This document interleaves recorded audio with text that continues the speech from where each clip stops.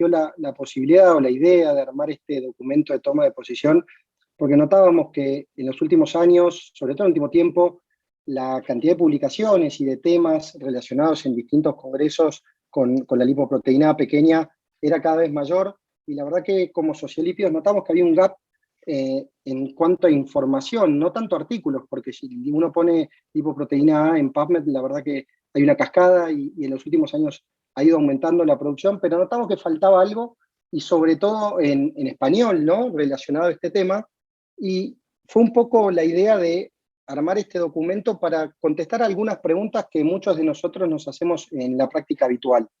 Como todo documento seguramente tendrá críticas, yo creo que le faltan algunos dibujitos, algunos esquemas, para por ahí hacerlo un poco más divertido, pero bueno, la idea es tratar de presentarlo ahora y aprovechar la conexión de Carlos, Rodrigo y todo aquel que quiera participar e intervenir en la misma, y presentar un documento de toma de posición o de recomendaciones suele ser bastante aburrido, así que para tratar de hacerlo un poco menos aburrido o más divertido, depende cómo quieran verlo, me pareció bueno plantear y responder algunas preguntas de las que nos planteamos nosotros a través de casos clínicos. Y el documento está conformado por, digamos, un grupo de personas pertenecientes a la Sociedad Argentina de Lípidos, Carlos Aguilar Salina y Rodrigo Alonso, ya presentados recientemente, y lo que buscamos fue responder 10 preguntas principalmente. La primera pregunta, ¿qué es la lipoproteína pequeña? La segunda, ¿cómo se mide la lipoproteína pequeña? La tercera, ¿en quién debemos medir la lipoproteína pequeña? La cuarta es cuál es el valor de corte para definir el aumento del riesgo asociado con la lipoproteína A. La quinta, en quiénes debe repetirse la medición del LPA. Y ya entrando un poquito más en extensión en la última parte del documento, evaluamos qué evidencia existe entre el aumento de la lipoproteína pequeña y la enfermedad cardiovascular aterosclerótica. En segundo punto, la evidencia entre el incremento de esta partícula y el desarrollo o la progresión de la estenosis aórtica. Y por último cerramos con 3 preguntas. ¿Qué herramientas contamos hoy en día para tratar el aumento de lipoproteína A? Sobre todo relacionado al impacto que tienen diferentes fármacos a nivel de esta molécula.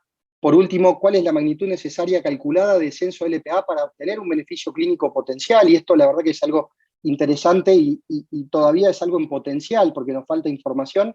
Y la última pregunta es, ¿qué estudios se encuentran en marcha? Porque también hay estudios en marcha, uno de ellos ya terminó el reclutamiento de pacientes y se encuentra en todo lo que es la parte de seguimiento, y en los próximos años vamos a tener información sobre terapias específicas para tratar el aumento de lipoproteína pequeña en el caso de que las mismas dieran positivas, y vamos a tener mucha información de estos estudios también que va a ser muy válida para nuestra práctica habitual. Y ya no les robo más tiempo, y voy a empezar con el primer caso clínico. Es una paciente que se llama Agustina, tiene 24 años de edad, o tenía en ese momento, ahora es un poquito más grande, y ella tenía como antecedentes trastorno de ansiedad, que había estado en tratamiento con ácido valproico y luego quetiapina. Y nosotros siempre que tenemos una paciente joven, mujer, con estos antecedentes, cuando tiene alguna consulta por algún síntoma cardiológico, lo primero que se le atribuye seguramente es, como es raro tener enfermedad cardiovascular de esta edad o alguna manifestación de la enfermedad cardiovascular, que esos síntomas seguramente sean secundarios a su trastorno de ansiedad.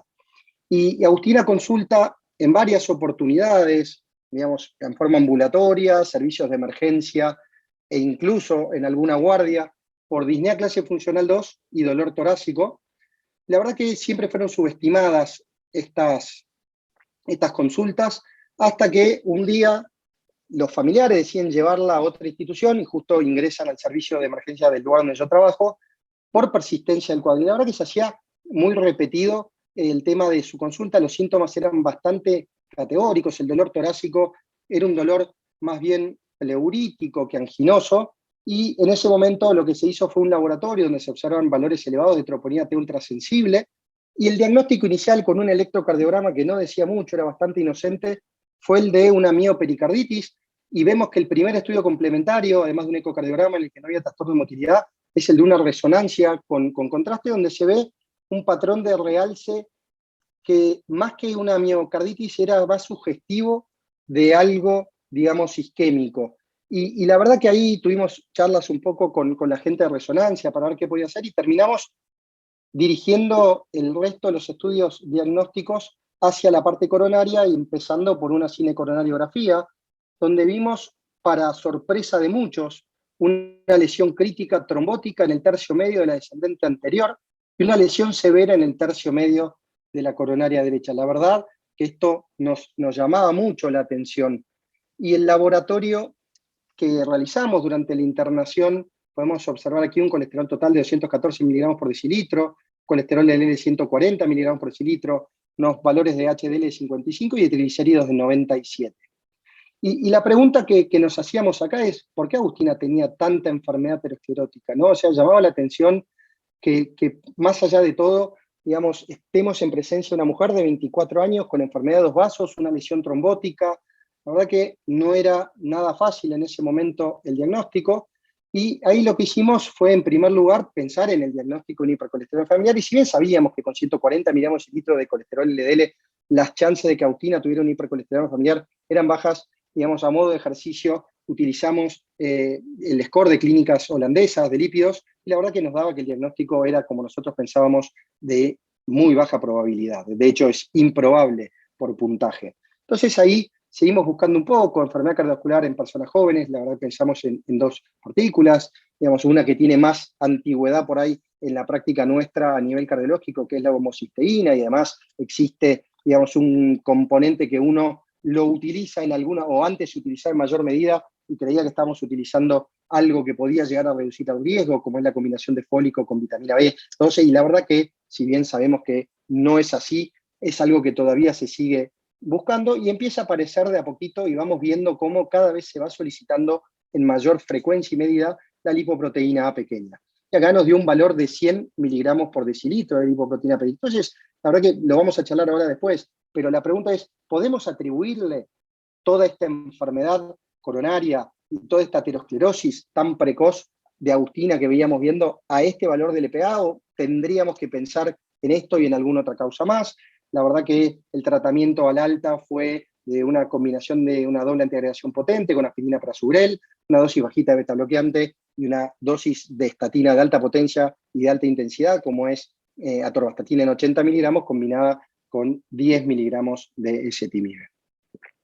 Y la primera pregunta que surge de este caso, y voy a tratar de responderla no en base a una revisión bibliográfica, sino a la respuesta que nosotros dimos en el documento de toma de posición, es ¿qué es la lipoproteína pequeña?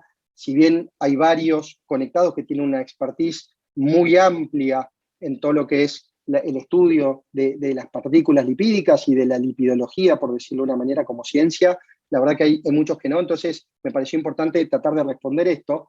Y la lipoproteína A pequeña, la verdad que es una lipoproteína compuesta, como vemos en este gráfico, por una partícula similar al LDL, que es la parte central de la diapositiva, donde vemos en amarillo el contenido por ahí de colesterol, y la parte proteica en azul, que es la apolipoproteína B100, ¿sí? Y esto está unido a través de esta ApoB100, a través de una unión covalente con un puente disulfuro, a esta partícula que vemos con distintos, digamos, como circulitos colorados, que es la ApoA pequeña.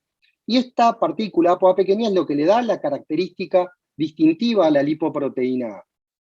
Si bien estos cuadraditos no tienen la forma típica de lo que se llaman Kringles, que es el nombre que se les da a cada una de estas estructuras, que vienen derivados de un producto de panificación danés, me pareció bueno este gráfico porque vemos claramente abajo a la derecha de la pantalla que es muy similar a la estructura del plasminógeno en algunas cosas. Y la verdad que la lipoproteína A pequeña ha evolucionado, se cree que ha evolucionado en parte del gen del plasminógeno a través de distintos procesos de duplicación y remodelación, y de hecho los genes de ambas partículas están muy pegados y muy cercanos a nivel cromosómico, y como podemos ver, la estructura es parecida, pero no es igual. Vemos que el plasminógeno tiene, digamos, 5 Kringles, y además tiene un dominio de proteasa unido también a esta partícula. Cuando vemos la ApoA, lo que vemos es, en primer lugar, que hay un mayor número de Kringles, pero en realidad no existe ni el Kringle 1, ni el Kringle 2, ni el Kringle 3 presentes en el plasminógeno. Sí existe el Kringle 5, hay un dominio de proteasa que está inactivo, y lo que vemos, que está puesto en números arábigos del 1 al 10, son las distintas repeticiones del Kringle 4. Y estas repeticiones de Kringle 4 tienen una particularidad, que aquel que está ubicado en, digamos, el subtipo 2 de esto, tiene lo que se llama y lo que le va a terminar dando la heterogeneidad a esta partícula. ¿Por qué? Porque este Kringle puede tener distintas isoformas, y esas isoformas y repeticiones pueden variar, y es lo que le da el tamaño, la masa y posiblemente el impacto a nivel cardiovascular y a nivel de otras consecuencias. Y por otro lado, tenemos que esta relación entre una similitud con partículas de colesterol L y una similitud con partículas de plaquenógeno le otorgan a esta partícula una característica que la hace proaterogénica y también protrombótica. Y esto también es importante porque la aterosclerosis sabemos que es depósito de lípidos y modificaciones de estos lípidos a nivel de la pared de los vasos sanguíneos, pero también es importante todo lo que es el fenómeno protrombótico, en lo que es principalmente el accidente de estas placas. Y un punto que es muy importante es que hay una correlación inversa entre el tamaño de esta lipoproteína y su número de partículas a nivel plasmático. Es decir, a mayor tamaño de la lipoproteína, o mejor dicho, de la ApoA, menor es el número plasmático. Y las partículas más chicas tienen un mayor nivel plasmático, y esto tiene que ver con una mayor síntesis hepática de esta sustancia. Y lo que es muy importante destacar, que todo el número de repeticiones de dominios y el polimorfismo que vimos asociado al Kringle 4, en realidad la isoforma en la posición 2 del Kringle 4, está determinado genéticamente, ¿sí? Y esta información genética es heredada tanto de padres como de madres, y por otro lado hay otras situaciones clínicas que vamos a ver más adelante, y hay condiciones como los polimorfismos de nucleótidos únicos que pueden modificar la expresión de esos genes y también hacer variar las características de esta partícula.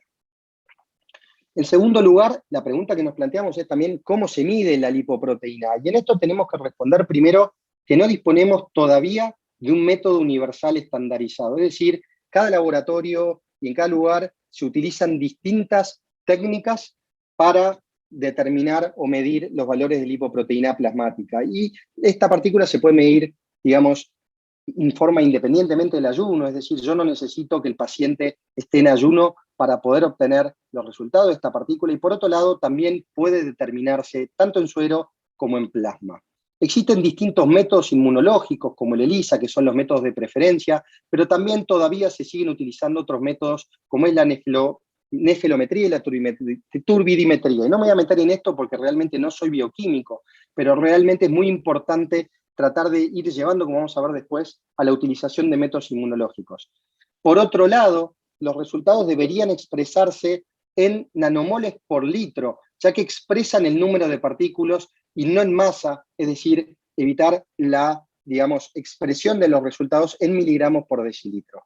Por último, la recomendación también del consenso es tratar de seleccionar un método que demuestre trazabilidad con distintos métodos de referencia, ELISA principalmente, y que estos trazabilidad y distintos métodos tengan algún tipo de validez a través de distintas sociedades o asociaciones, digamos, que hay a nivel mundial y que se dedican a validar y aprobar y estandarizar todos estos métodos. Por otro lado, también es muy importante que si tenemos una partícula similar al colesterol LDL dentro de la lipoproteína pequeña, podríamos decir que LPA va a influir en los valores de determinación de colesterol LDL.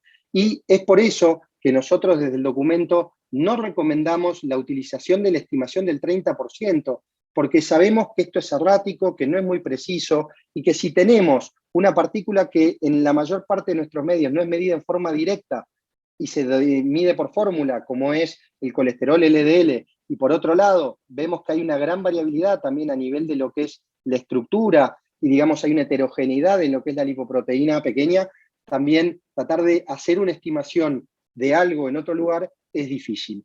Por último, tenemos en curso, digamos, distintos métodos que se han ido desarrollando y que podrían, como el que tenemos abajo a continuación, y ahí está la referencia porque si alguien quiere indagar un poco más, que lo que buscan es tratar de determinar la cantidad o la proporción de colesterol que tiene cada partícula de lipoproteína pequeña, y lo que se estima que en personas que tienen niveles elevados de lipoproteína A, la contribución del colesterol de esta partícula al colesterol LDL sería de 17 miligramos por decilitro. Por último, la parte de conclusión de lo que nosotros recomendamos es que para medir lipoproteína pequeña se recomienda un ensayo inmunohistoquímico que minimice el efecto de las isoformas de tamaño y que éste esté calibrado por material de referencia e informado en nanomoles por litro, como había dicho anteriormente. Por último, para cerrar un par de preguntas de este caso, y si había alguien distraído, no se omitió la pregunta 3, sino que pasé directamente a la 4, porque me pareció más pertinente poner la pregunta 3 en otro de los casos. ¿Cuál es el valor de corte para definir el aumento de riesgo asociado a lipoproteína pequeña? Es decir, los 100 miligramos de decilitro que observamos en el laboratorio Agustina, ¿alcanzan para definir este riesgo asociado a enfermedad aterosclerótica, como vamos a ver más adelante? Y la verdad que lo primero que tenemos que tener en cuenta es que estos valores difieren entre razas y etnias. Y hay estudios de datos de biobancos de datos genéticos de Estados Unidos que nos muestran que las razas que mayor niveles de lipoproteína pequeña tienen es la raza, digamos, negra. Y por otro lado, lo que también es importante es que estos valores, como vimos anteriormente, están muy determinados genéticamente, no se ven afectados por la alimentación, por la actividad física, ni por estados inflamatorios crónicos.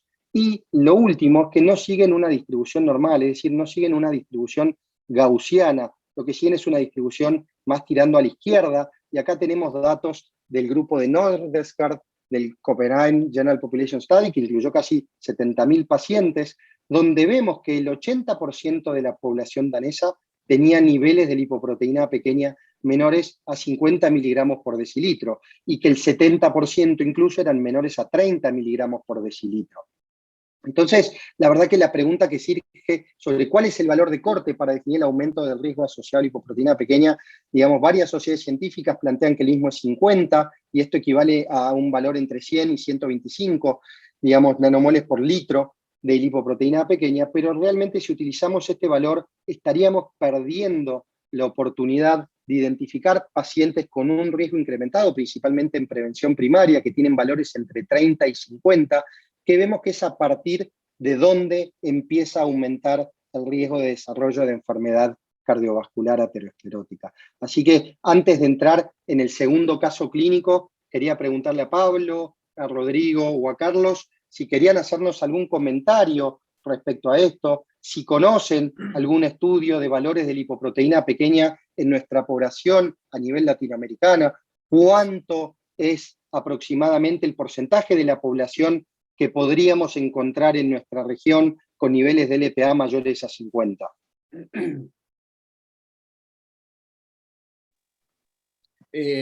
¿Puedo decir algo, Augusto? Lo que quiera, Rodrigo. En relación al caso primero, no, que es un caso bien interesante por una niña joven con mucha aterosclerosis, ¿no? Para un perfil lipídico, un LDL que como nada, y con una LPA que está elevada, pero tampoco es de las más elevadas que podemos ver o que solemos ver en casos de, ¿no? Ahí lo que sería interesante sería poder estudiar a la familia con la LPA, ¿no? Ver si, de dónde viene esto, eso creo que es interesante. Entonces, si hay alguna otra cosa más o no, pues no lo sabemos, porque que produzca aterosclerosis, uno puede empezar a estudiar ahí la parte de autoinmune y buscar alguna otra cosa que pudiese tener relación con enfermedad cardiovascular, pero ya llevarlo al área de la aterosclerosis es un poquito más complicado. Entonces, va a quedar como que la LPA en este caso es el único factor de riesgo que se le... Yo no sé si fumaba o no fumaba, no, eso no me acuerdo si lo dijiste o no dijiste, o si había algún otro factor que podría estar condicionando aterotrombosis, ¿no? O más trombosis que aterosclerosis. Pero son esos casos complejos, pero lo interesante de esto es que cualquier persona que hace un evento coronario en edades tempranas, tenemos que medirle la LPA, claramente, ¿no? Dentro del perfil lipídico me refiero, o sea, no solamente la LPA, sino que, claro, le medimos el perfil lipídico y podemos descartar una HF por los valores, como bien en este caso no es una HF, pero sí tiene la LPA elevada. Es una cosa, y lo otro que es la famosa determinación si miligramos de cilitro o en nanomoles litro. Lo que sí es verdad es que la corriente europea, sobre todo la del norte de Europa, es como llevarlo todo a nanomoles por litro, pero normal los americanos todavía están con el miligramo de cilitro, y nosotros pues estamos más con miligramos de cilitro todavía, ¿no? Y eso requiere tiempo para hacer los cambios y la adaptación, creo yo. Ahora, sí que hay un Rodrigo. estudio de LPA donde ha participado Argentina, hay unas ciudades en Argentina, en Chile. también que han hecho determinaciones de LPA en población más regional, ¿no? No me acuerdo la verdad el resultado, pero eso, si estuviera Laura ya lo podría decir, si estuviera Laura conectada, ¿no? A lo mejor Pablo lo Sí, conoce. no, Laura no se podía conectar, avisó que no se iba a poder conectar. Ah, estaba viajando. Pero a lo mejor Pablo no Exactamente, se estaba de acuerda. Yo me acuerdo que viaje. hay un estudio publicado de LPA en población, en algunas poblaciones latinoamericanas. Si no mal recuerdo, es algo del CESCAS, del grupo que estaba Alfredo Lozada Puede también, ser, pero no tengo los datos. puede ser. Sí, ese estudio, como bien dice Rodrigo, donde participó el grupo de Sescas con Alfredo Lozada, Laura Schraer y todo un grupo de gente de Chile también, encuentran una prevalencia de elevación bastante más baja, de un 6% aproximadamente, con algunos, digamos, la discusión es muy interesante porque se plantea la población aborigen que contribuyó al estudio final, pero encuentran una prevalencia mucho más baja que la de Norgat y la de otros países del mundo donde 1 de cada 5 pacientes tiene elevación de la lipoproteína pequeña. Así que es un tema para seguirlo porque se hubiese esperado tener una elevación en mucho más porcentaje de pacientes o de personas, porque en este caso eran asintomáticos por prevención primaria, de riesgo intermedio en este caso. Perfecto, Pablo, gracias. De hecho, es la mitad de la que publica Tzmikas también en su artículo, que él le atribuye un 12% de personas con LPA mayor a 50 en Latinoamérica. Y Rodrigo, aprovecho, te contesto un par de preguntas, pues la verdad que fue un lindo desafío esta paciente y de hecho todavía no tenemos la respuesta, creo yo, para ver por qué tenía semejante aterosclerosis a la edad de ella. No fumaba, lo único que tenía era un índice de masa corporal entre 25 y 27.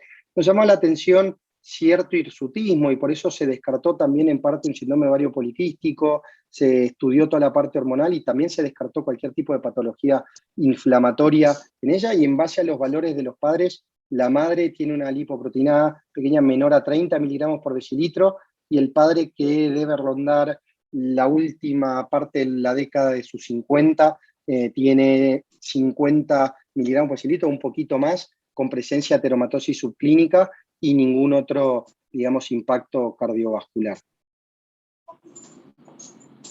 Augusto, ¿podría comentar algo? Por supuesto, doctor. El caso es muy interesante. A veces se hace la evaluación en el periodo inmediato a la hospitalización y debemos de recordar que la lipoproteína A es un reactante de fase aguda. Entonces, en condiciones agudas puede haber una elevación transitoria de la lipoproteína A que puede magnificar la contribución que pudiera tener en el proceso de aterosclerosis. Creo que en este tipo de casos, en una mujer joven, lo primero que uno pensaría sería en un síndrome antifosfolípido. Y si no existe esta información, el segundo componente es el componente lipídico, pero estar muy seguro de las condiciones en que se toma la muestra. Y finalmente yo tomaría una polipoproteína B como un parámetro más dentro de la evaluación. Perfecto, muchas gracias. No recuerdo el valor de la polipoproteína B, lo tengo por un lado, no lo puse.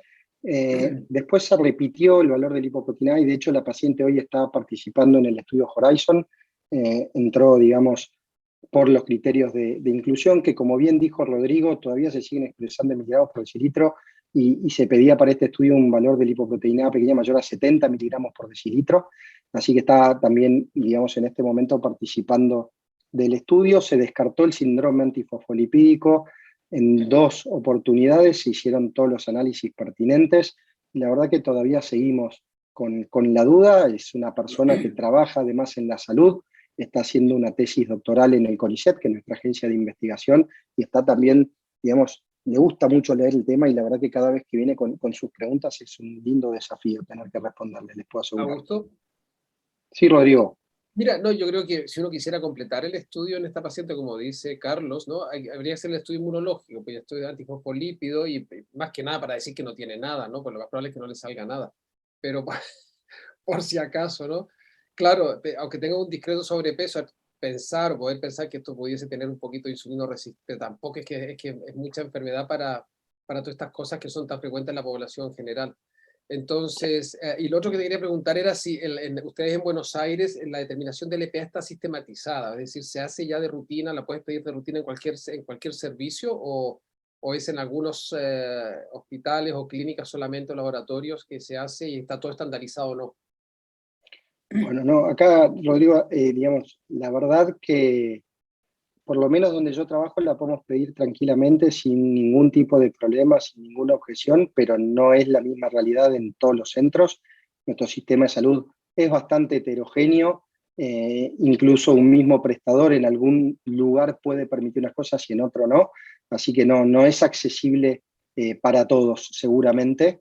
Los que trabajamos, digamos, en lugares donde podemos permitirla, sí, de a poquito vamos viendo cómo se va incluyendo cada vez más en el perfil de estudio de pacientes, sobre todo pacientes jóvenes o con alguna característica particular en prevención secundaria y también como un modificador de riesgo en pacientes en prevención primaria, pero no está estandarizado a nivel nacional.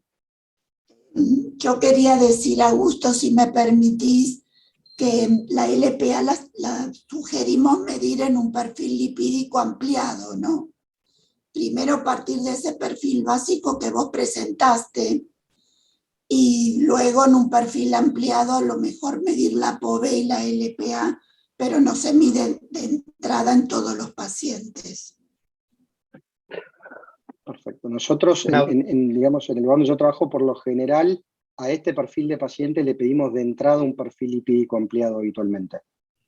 Bueno, una breve pregunta, Augusto, por ahí a ver si al doctor Alonso, al doctor Aguilar Salinas, si recibíamos a Martina en el consultorio previo a su internación a su síndrome coronario agudo, con este perfil de LDL de 140 y una lipoproteína A de 100, como aparece ahí, ¿qué conducta hubieran tomado ustedes? 24 años, sin antecedentes familiares. Claro, es que bueno, eso es una pregunta abierta, ¿no? Porque probablemente, como ya saben la respuesta, probablemente... No, por eso, previo a todo lo que pasó. ¿Sabes por qué? Porque primero, yo no le pediría una LPA a una persona joven, salvo que tenga antecedentes familiares de historia cardiovascular temprana. O sea, si me dice mi padre o mi madre tuvo un evento... Yo hoy día había un chico que, claro, lo tuvo él, ¿no? Pero él había tenido un evento a los 30 y tantos años, y tenía el perfil lipídico, estaba en tratamiento con su estatina, y estaba con un LDL en objetivo, o sea, no era una HF tampoco, y nadie le había pedido la LPA, y le pregunté, y dice, claro, que por el lado de su madre había enfermedad cardiovascular temprana, pero probablemente si lo sé antes de que él haga el evento, yo le diría, miramos la LPA, y vería, bueno, si tienes la LPA y tu madre o tu padre ha tenido un evento temprano, pues a lo mejor aunque sea prevención primaria y no haya evidencia, porque no hay evidencia de eso, pues a lo mejor le dejaría yo una estatina para bajarle el LDL de todas maneras, antes del evento. Pues. Si hubiéramos hecho algo, pues a lo mejor habríamos retrasado y no habría tenido el evento a los 20 y tantos, y lo habría tenido a lo mejor a los 30 y tantos, a los 40, ¿no? Pero sin tener historia familiar, yo no le habría pedido la LPA. De rutina, vamos, entiendo, o sea, de entrada. Eso es lo que habría hecho. Sí, yo estoy de acuerdo con lo que ha mencionado Rodrigo. Me preocuparía más por tener toda la familia estudiada y conocer los detalles de su historia familiar. Si estuviera en prevención primaria, pues no informarle de los riesgos, ya en prevención secundaria, todo lo que se ha comentado. Santiago, acá estoy viendo en el chat algunas preguntas y después voy siguiendo a los otros casos para ir llegando y poder mostrar las 10 preguntas que hicimos. ¿Tiene explorado otros territorios vasculares? Sí, no tiene ateromatosis subclínica carotídea ni femoral. Acá después vamos a hablar de la conversión de miligramos por decilitro en nanomoles por litro. Y después Cushing no. Medir PCR porque tiene homocisteína de 13. La verdad que no recuerdo el valor de PCR si es que se lo midieron. Esas se las debo. Entonces, voy a pasar al segundo caso, es el caso de Marcos, que tiene 42 años. Acá sí ya hablamos y vamos viendo que hay bastantes antecedentes familiares. Tiene un hermano fallecido por muerte súbita a los 50 años, una hermana fallecida por muerte súbita a los 45 años, y él había tenido una internación por hematemesis por úlcera gástrica en el 2012. En todo este interín jamás había consultado para una evaluación de riesgo cardiovascular o porque alguien lo haya derivado a raíz de los antecedentes familiares que él presentaba.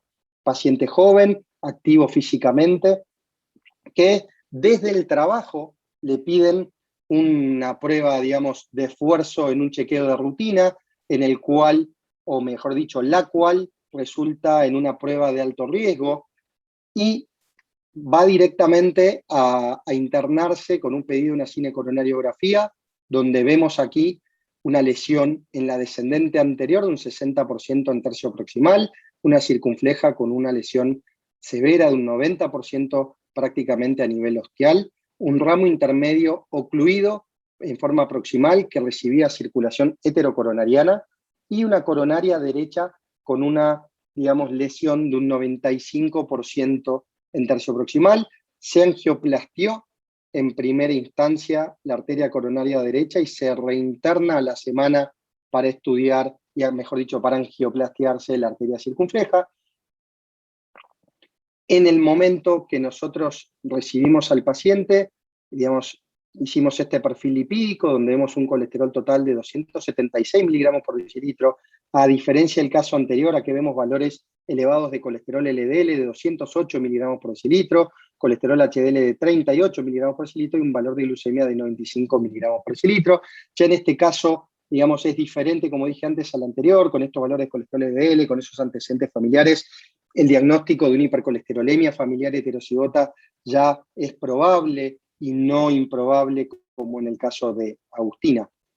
El paciente se externa con aspirina y clopidogrel, 40 miligramos de rosuvastatina y 10 miligramos de ezetimibe como tratamiento hipolipemiante, bisoprolol 2,5 miligramos y omeprazol 20 miligramos por día.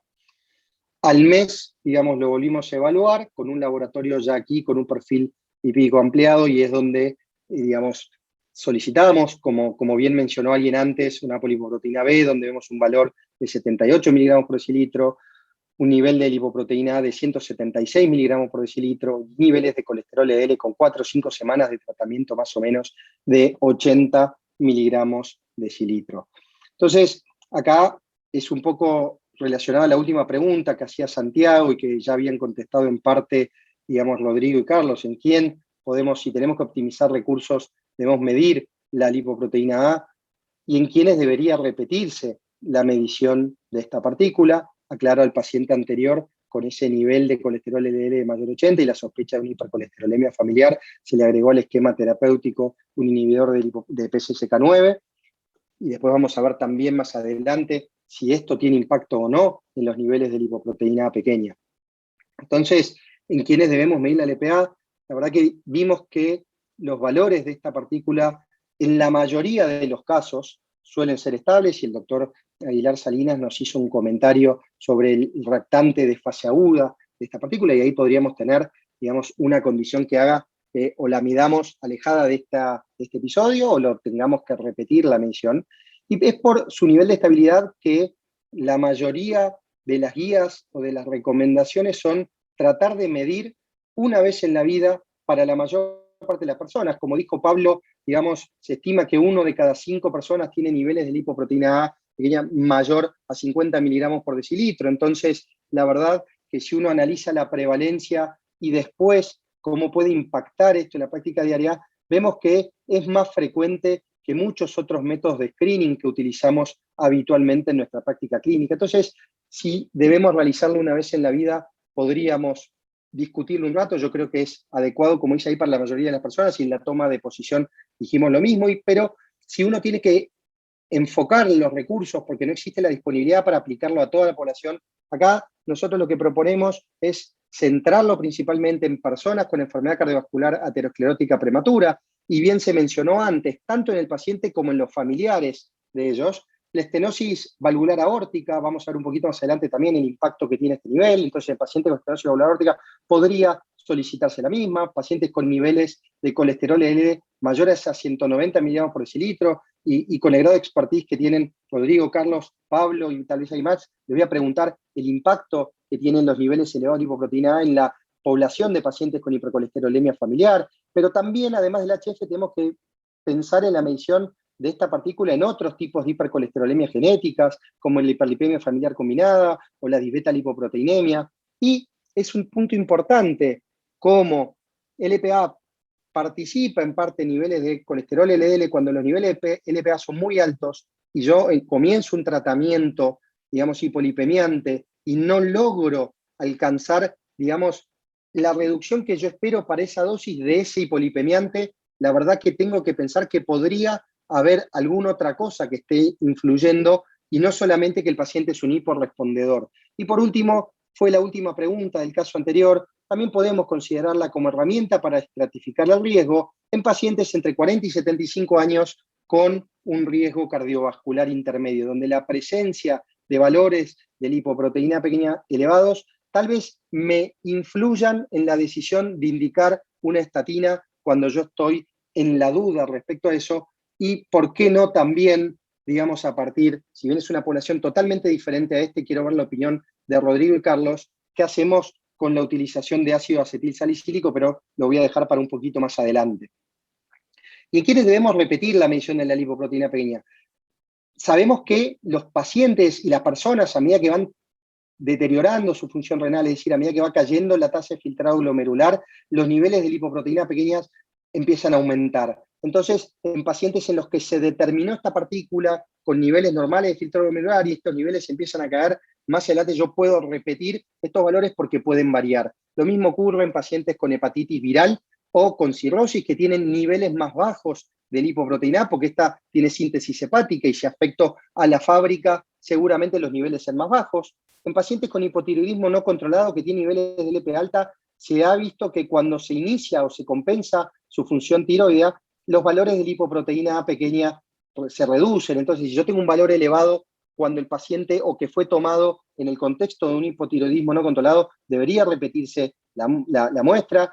Mujeres posmenopáusicas tienen valores más altos con respecto a mujeres premenopáusicas y, digamos, se ha observado una reducción de los niveles de lipoproteína pequeña en pacientes que tienen tratamiento de reemplazo hormonal. Y bueno, ¿por qué no? Tal vez más adelante, cuando haya algún tipo de tratamiento farmacológico específico para ver la reducción de esta, o en pacientes que están recibiendo algún otro tipo de tratamiento que tenga algún impacto, uno puede utilizarlo a modo de observación del impacto particular en este tipo de paciente. Entonces, quiero ver si quieren hacer algún comentario para enriquecer estas dos preguntas que vimos recién. Rodrigo, Carlos, alguien del público, alguien que quiera hacer alguna pregunta. Es un paciente con una hipercolesterolemia familiar probable, que tiene lipoproteína A muy elevada, o sea, tiene valores extremos mayores a 100, y, digamos, nos encontramos con esta característica. Mira, yo te puedo decir algo en relación a la HF y la LPA primero, y después quiero hacer una pregunta. Nosotros estudiamos que los pacientes con hipercolesterolemia familiar, genotipados, pero bueno, podrían ser también los clínicos, ¿no? No necesariamente genotipados, pero los genotipados tienen niveles más altos de LPA y hay cierta asociación con el tipo de mutación. Y entonces que hay la asociación entre una mutación más grave con LPA alta tiene mucho más riesgo que aquellas que tienen mutaciones más defectuosas con niveles de LPA más bajos o con niveles de LPA alto. Eso es una cosa en los casos de HF. Y luego hicimos el estudio con los australianos y vimos que cuando estudiabas a los familiares podías aprovechar la cascada familiar para la HF para hacer también con LPA, porque como uno hereda de madre y de padre, de ambos progenitores, tú puedes heredar por uno la LPA y por otro la HF, ¿no? Y ahí vimos que en cuanto a riesgo, el riesgo de los que heredan tanto la HF como la LPA es 4 veces más que la persona que no tiene nada y casi duplica el riesgo de cada una por separado. O sea, el riesgo que tiene un paciente con HF con LPA normal o el riesgo que tiene una persona con LPA elevada sin HF en los familiares, los que tienen las dos tienen mucho más riesgo. Por eso entonces los pacientes que tienen HF deben medirse la LPA. Y luego hay más riesgo, por supuesto, de estenosis valvular aórtica, eso también lo vimos en la HF y en los pacientes con enfermedad cardiovascular prematura. Y hay estudios que demuestran que permite reclasificar riesgos, justamente los que tienen riesgo estos intermedios para los americanos, permite reclasificar más hacia arriba si te sale la LPA alta. Pero yo creo que esa lista que tienes puesta está bien. Yo pondría la H más arriba de la estenosis valvular aórtica, pero bueno, pero está bien hecha esa lista. Ahora, yo quería hacer una pregunta, porque este paciente, como lo presentaste, tenía los antecedentes familiares, pero le pidieron un test de esfuerzo. Entonces mi pregunta es, si hacemos abstracción de la parte económica, yo no sé cómo estará en Argentina, ¿no sería mejor hacerle un calcio coronario antes de hacer un test de esfuerzo como método de cribado de enfermedad aterosclerótica, por ejemplo? Pregunto. No, A los que es son buenísima la cardiólogos. pregunta. No, perfecto, buenísima la pregunta, lo digo. Lo más gracioso es que el test de esfuerzo se lo pidió el médico laboral de rutina a cierto grupo de personas que ocupan cierto cargo dentro de la empresa, no tenía ninguna, digamos, indicación clínica puntual. De hecho, dudo que la persona que se lo pidió supiera los antecedentes. Debe haber salido es probable que haya salido de recursos humanos y no del departamento médico. Entonces, eso es un punto. En segundo lugar, acá no tenemos nomenclado el score de calcio coronario, si bien se hace en algunos centros y se puede hacer, digamos, los lugares que realizan el estudio buscan más hacer una angiotomografía coronaria, que sabemos que eso implica contraste y que tiene otro tipo de costo, a lo que es una tomografía computada simple de tórax para tratar de medir el calcio coronario. Se puede hacer, no es amplia la utilización, y en parte esa cuestión tiene que ver con esta falta de nomenclatura a nivel nacional. Sí hay centros, digamos, principalmente privados y tal vez algún centro, digamos, con capitalización pública que por protocolo, diseño, tengan para utilizarlo en algún tipo de pacientes. No es lo que uno ve en la mayoría de la población. Yo, por ejemplo, lo puedo usar en algunos pacientes seleccionados que cumplan tal o cual criterio y a través de un arreglo con el prestador o sea, mejor dicho, con el prestador de la práctica, y hay que dar bastantes vueltas, ¿no? No es tan sencillo como pedir otro método, pero claramente creo que a este paciente le hubiera beneficiado más un ultrasonido, digamos, carotidio y femoral antes que una ergometría. Coincido ampliamente con tu observación, Rodrigo. Oye, ¿y se habían quedado con el diagnóstico así clínico probabilidad de HF o le habrían mandado la muestra ahí a Laura para que estudiara ahí No las se envió la características? muestra todavía. No. Pero ¿usted lo harían? O sea, ¿tú se la pedirías el estudio genético, por ejemplo, para confirmar si es una HF con una...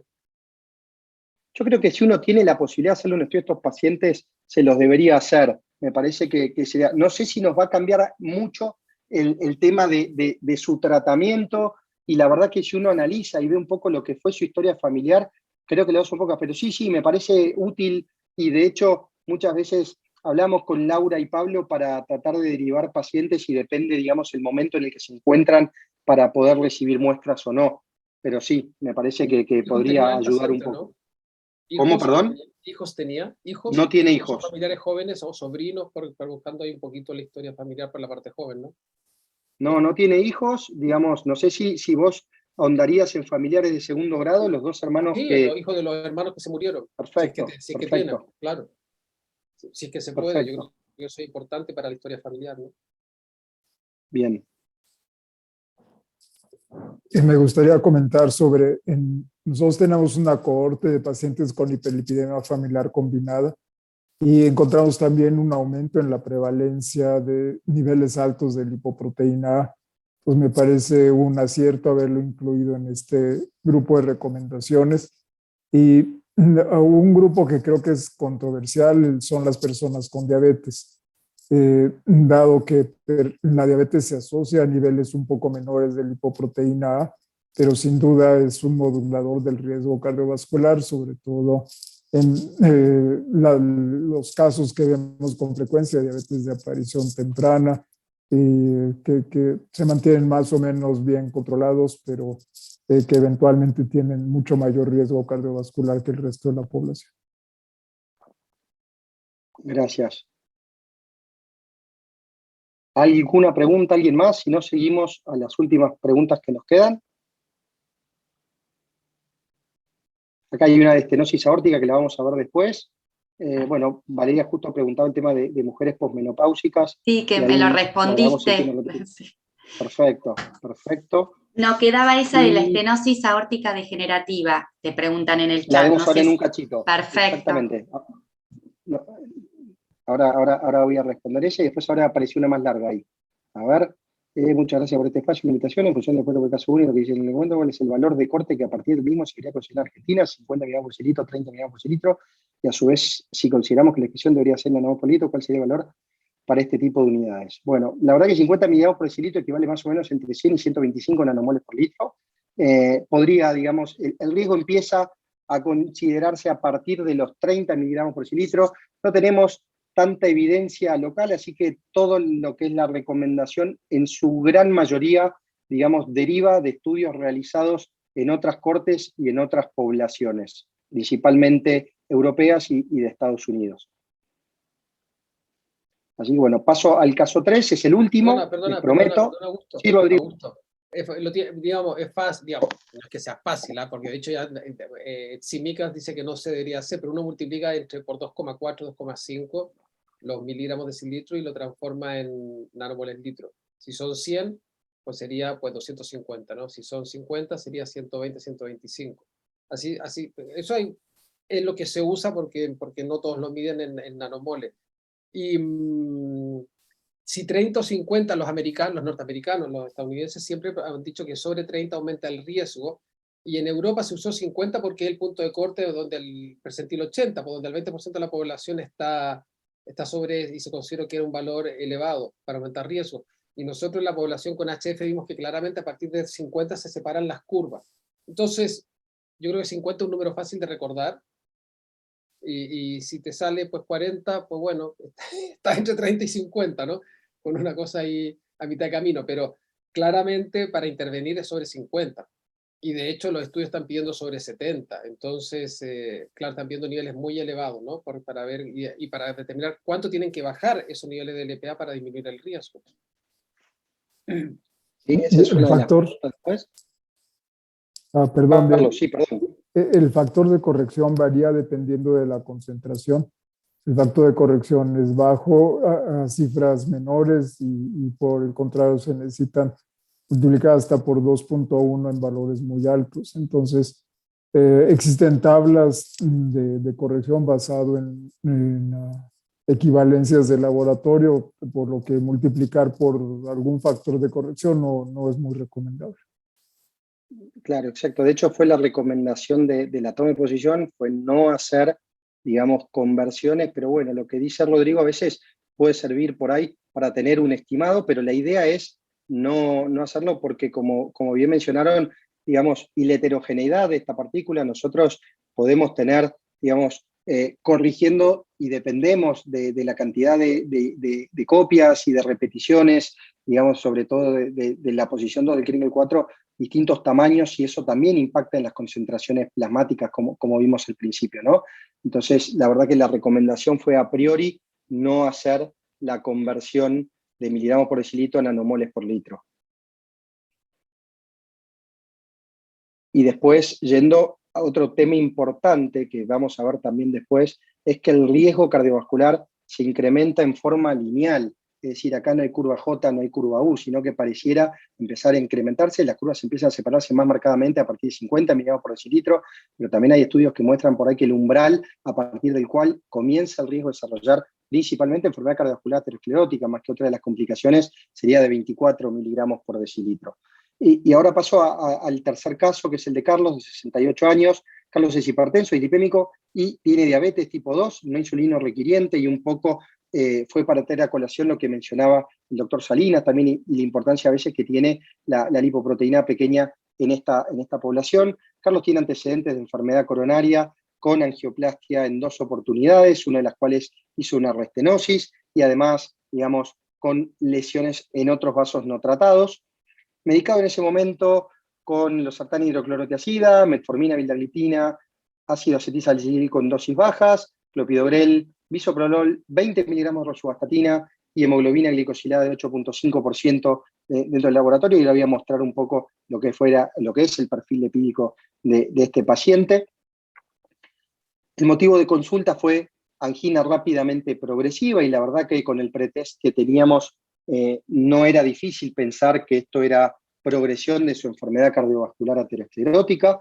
Lo que vemos en este estudio fue un Doppler cardíaco con buen ventrículo, una estenosis aórtica moderada, casi tirando a severa, les diría, una cinecoronariografía en la que vemos una lesión severa distal a nivel del tronco de la coronaria izquierda, lesión ostial, digamos, en esta descendente anterior, que parecía la misma placa del tronco que se movía hacia la descendente anterior y, como vemos después, también a la circunfleja.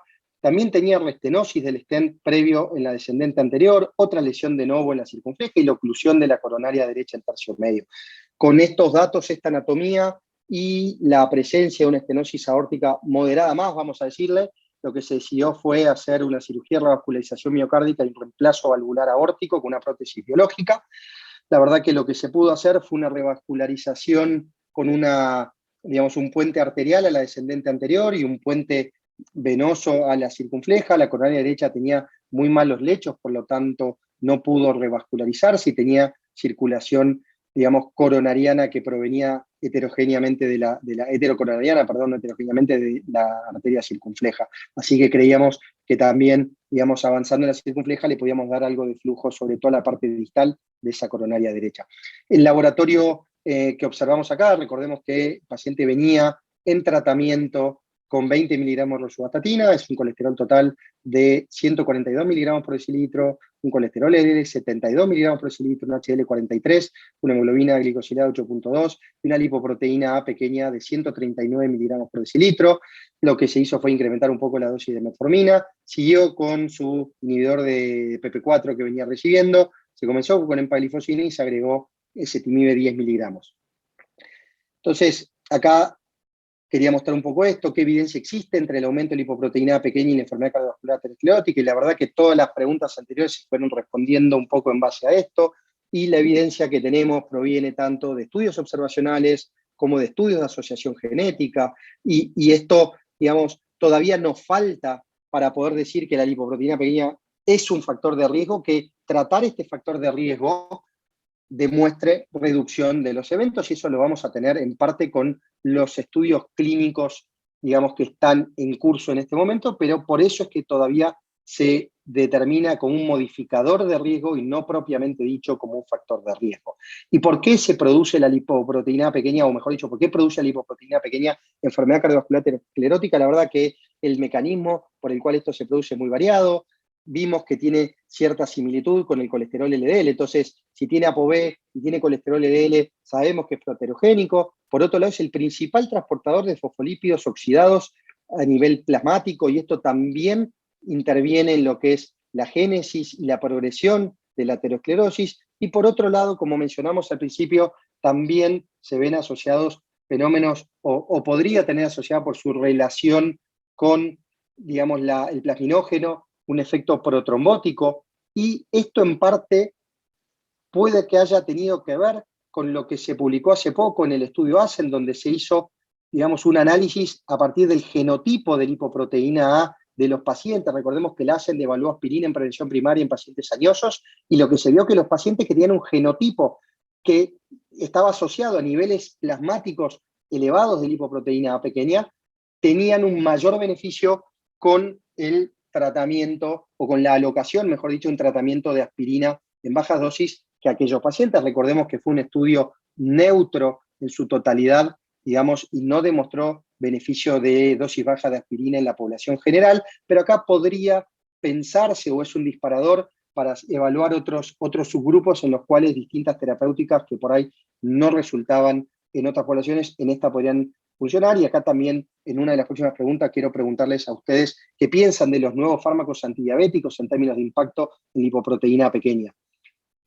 ¿Qué evidencia existe entre el aumento de lipoproteína pequeña y la estenosis aórtica? Esa era una de las preguntas del chat. También tenemos datos que provienen de estudios observacionales, y hay un estudio genético que nos muestra una asociación entre niveles de lipoproteína pequeña alta y estenosis aórtica, y nosotros sabemos que existe asociación entre los niveles elevados de LPA, la calcificación valvular y los eventos clínicos relacionados con esta enfermedad, es decir, progresión, internaciones por insuficiencia cardíaca incluso. Entonces, el documento sugiere incorporar esta lipoproteína como marcador pronóstico en la enfermedad valvular aórtica, y recordemos que la asociación entre colesterol y estenosis aórtica no deriva solamente de esto, sino que ya se han evaluado incluso estudios con ezetimibe para ver si un tratamiento hipolipemiante podía reducir la progresión, digamos, de la enfermedad aórtica. Y acá, digamos, también hay fosfolípidos oxidados que intervienen en la calcificación valvular aórtica. Entonces, podemos, por este lado, pensar y ver la asociación entre LPA y estenosis aórtica, que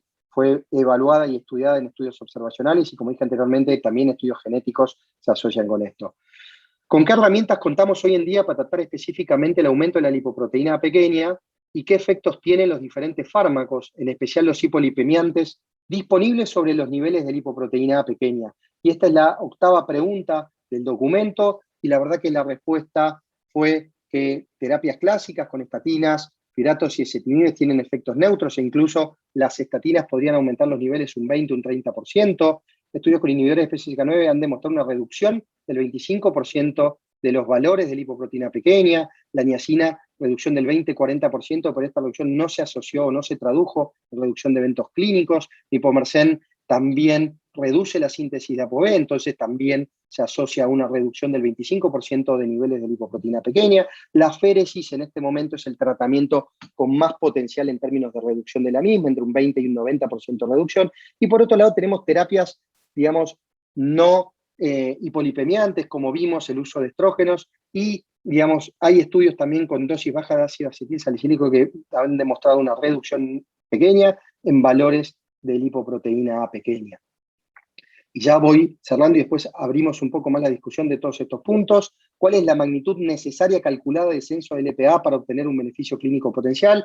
Y esto lo había mencionado Rodrigo antes, y la verdad que todavía no tenemos estudios que hayan demostrado un beneficio clínico con un tratamiento, entonces estos datos surgen, digamos, de estudios. Hay un estudio de observación y hay estudios de regresión mendeliana, y si pensamos que por cada 39 miligramos por decilitro de colesterol LDL, y estos datos vienen del metaanálisis CTT, o de por cada, digamos, milimol por litro de reducción de colesterol LDL se reduce un 22% el riesgo de eventos cardiovasculares. Estudios observacionales nos marcan que esta reducción equiparable de estos puntos a nivel de lipoproteína pequeña podrían ser de 55 miligramos de litro, que equivaldría a 116 nanomoles por litro, y en términos análisis o estudios, mejor dicho, regresión mendeliana, nos mostraron que esta cifra debería ser todavía un poquito más alta, en torno a los 101 miligramos por decilitro, y después en el medio hay varias publicaciones con valores diferentes, pero estos son los que utilizamos en parte en el documento nuestro. Y por último, ¿qué estudios se encuentran en marcha para evaluar terapias específicas para el aumento de lipoproteína pequeña? En este momento contamos en curso con, digamos, 3 estudios en distintas fases de investigación clínica. El que más avanzado se encuentra es Pelacarsen, que ahí vemos todo el nombre químico arriba. La verdad que Pelacarsen se encuentra en fase 3, en el estudio Horizon, es pacientes en prevención secundaria con LPA mayor a 70, como había visto Rodrigo anterior. Este estudio ya terminó el reclutamiento de pacientes a fin del año pasado. También se encuentra en fase 2, por empezar próximamente el estudio de fase 3, Olpasiran, que es una molécula diferente a Pelacarsen, y también se encuentran en fase 1 la droga SLN360, que todavía no tiene un nombre de fantasía. Las 3 se administran en forma subcutánea, en formas de inyecciones, y la verdad que, digamos, estamos ansiosos a esperar qué van a dar estos resultados, y acá me voy a animar a preguntarle a Rodrigo y a Carlos cuál es, digamos, el pensamiento de ellos, y que se arriesguen, si quieren, a tirar un resultado de cualquiera de estos estudios. Así que si quieren, volvemos a las preguntas anteriores. Carlos, Rodrigo, Pablo, Santiago, ¿vale alguien que quiera hacer algún comentario o alguna pregunta? Hay varias preguntitas, Augusto, hay varias preguntitas en el chat. Si querés, para ir respondiendo. Bueno, muchas felicitaciones. Te preguntan que estamos hablando de LPA en prevención secundaria, si hay alguna recomendación en prevención primaria, qué hacemos con pacientes en consultorio con LPA elevada y algunos con perfil lipídico normal. Después, yo creo que respondió un poco Rodrigo, sí, esa pregunta hace un rato en base a lo que preguntaba Santiago, ¿no? A mí me parece una muy buena herramienta, como plantea la toma de posición, el documento en pacientes con riesgo intermedio, donde uno está dudando si empezar o no algún tipo de tratamiento. Recordemos que no necesitamos un laboratorio para que los pacientes mantengan un estilo de vida saludable, eso lo deberíamos hacer todos, pero si uno tiene que empezar un tratamiento farmacológico y está dudando y está buscando algo que ayude a inclinar la balanza, sobre todo en lo que respecta al tratamiento con estatinas, que sabemos que reduce el riesgo cardiovascular por otros mecanismos, independientemente del impacto del LPA, que donde vimos que es neutro lo aumenta, pero esto me va a incrementar el riesgo de enfermedad cardiovascular aterosclerótica y a más riesgo mayor es el impacto de las estatinas también. Entonces yo creo que ese es el escenario ideal en prevención primaria. A mí me gustaría preguntarle a Rodrigo y Carlos qué hacen con la aspirina en estos pacientes. Si además de indicarles estatinas en pacientes con valores, sobre todo LPA mayor a 100 miligramos por decilitro, utilizan aspirina o en algunos sí, en algunos no, directamente no lo utilizan y no recomiendan su utilización. Yo creo que no hay evidencia para, ¿no? O sea, fisiopatológicamente hablando, uno está como muy... Podría pensar que podría tener cierta utilidad el uso de aspirina en pacientes con LPA elevada y sin ningún otro factor en prevención primaria, pero no hay evidencia, entonces casi como es lo que uno quisiera hacer ante una situación determinada. Si el paciente yo creo que tiene antecedentes familiares de mucha enfermedad prematura, si es un paciente fumador, por ejemplo, con otros factores de riesgo, ¿no? Probablemente yo le voy a bajar el LDL y probablemente en una situación, si es diabético, no lo sé, ¿no? Uno podría eventualmente pensar, pero habría que valorar los riesgos y beneficios, pues los riesgos de una antiagregación con aspirina, como puede ser las hemorragias o cualquier cosa de esta, que puede ser más o menos frecuente, dependiendo del paciente, ¿no? Y el beneficio, que no está demostrado, pues eso es lo que pasa, que no tenemos evidencia. Entonces yo tengo algún paciente que sí se lo dejo, porque tienen otros factores y entonces digo, pues mira, si es fumador, si es aquí, si es allá, pues le doy un poquito de aspirina, le manejo el LDL y le doy un poquito de aspirina y ya está. Creo que creo en ese caso puntual que es más beneficio, pero no como una cosa rutinaria. Ahí el doctor Corral tiene una pregunta o un comentario. No te escuchamos, Pablo. Está muteado. Sí. Está silenciado, Pablo.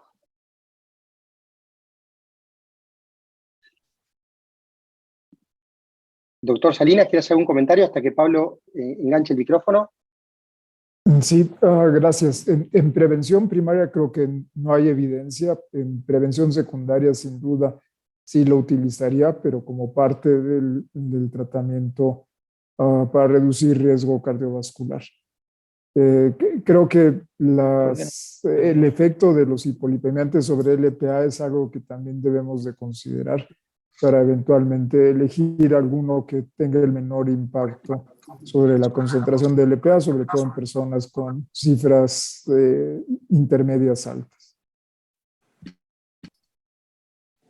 Y Carlos y Rodrigo, les quiero hacer una pregunta, pues nosotros tenemos mucha evidencia de que los análogos receptor GLP-1 tienen impacto a nivel de todo lo que es la lipemia postprandial. ¿Existe alguna evidencia, existen datos sobre el impacto a nivel de lipoproteína A pequeña, si puede tener algo que ver con esto?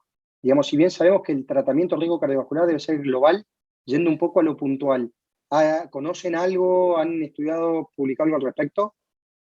Hay un reporte de Taskinen que muestra no cambios sobre la concentración de lipoproteína A, en el mismo reporte en que se ve una disminución de la lipemia postprandial. Adelante, Rodrigo, perdón. No, que yo desconozco el tema de la LPA con los análogos GLP-1, sí todo el tema relacionado con el metabolismo de los triglicéridos, como que por esa vía, ¿no? Eso ya lo mostraron los estudios con liraglutida, etcétera, ¿no? En su momento, ¿no? En pacientes diabéticos y no diabéticos, pero no tenía por dónde agarrar la LPA tampoco, ¿no? Está Juan Nogueira conectado. Juan Patricio, vos, digamos, desde tu enfoque, además endocrinológico, ¿no? De las dislipemias, ¿querés hacer algún comentario sobre el último caso, que es un paciente con diabetes, que no está en un buen control glucémico, y qué podemos hacer para ayudar un poco, si hay algún impacto a nivel de todo esto en lo que son los valores de lipoproteína pequeña? Gracias, Augusto. Bueno, te felicité por WhatsApp, excelente tu presentación, la verdad que integraste un tema tan complejo y de tanto debate a nivel mundial, diría. Ahora, hay un punto respecto al control glucémico, que no solamente modifica triglicéridos, ¿sí? Que es una variable que siempre la tenemos en cuenta. Hay los trabajos de Bruno Vergés, justamente comparando diabéticos tipo 2 en estudios cinéticos en relación al catabolismo del LDL. Ve que los pacientes con mejor control glucémico tienen mejor catabolismo que los que tienen mal control glucémico de LDL, en este caso estoy hablando.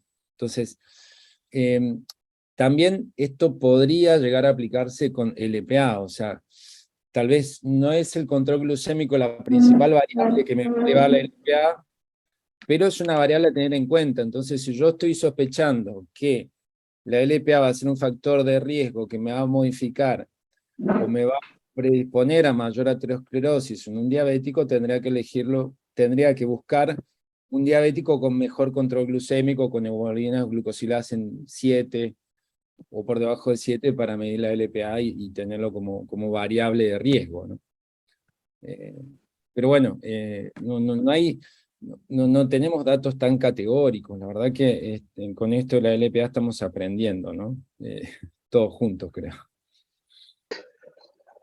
Bueno, Augusto, la verdad que felicitaciones por la excelente presentación, el resumen que has hecho del documento de posición de la Sociedad Argentina de Lípidos. Cabe aclarar que este es el primero en habla hispana que se publica también, que eso es algo también importante.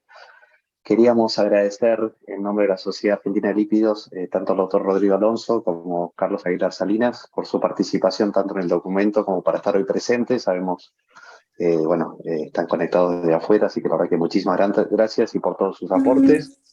Muchas gracias a todos los que se han conectado. Esto va a quedar subido a la página web también de la Sociedad Argentina de Lípidos, para después, si alguno lo quiere ver en otro momento con tranquilidad. Nos podríamos quedar realmente mucho más tiempo hablando, pero bueno, ya por el horario vamos a dar por finalizado el Ateneo. No sé, Valeria, si querés agregar alguna cosa más.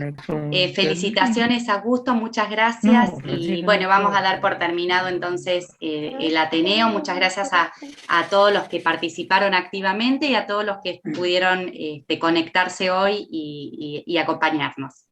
Muchas gracias.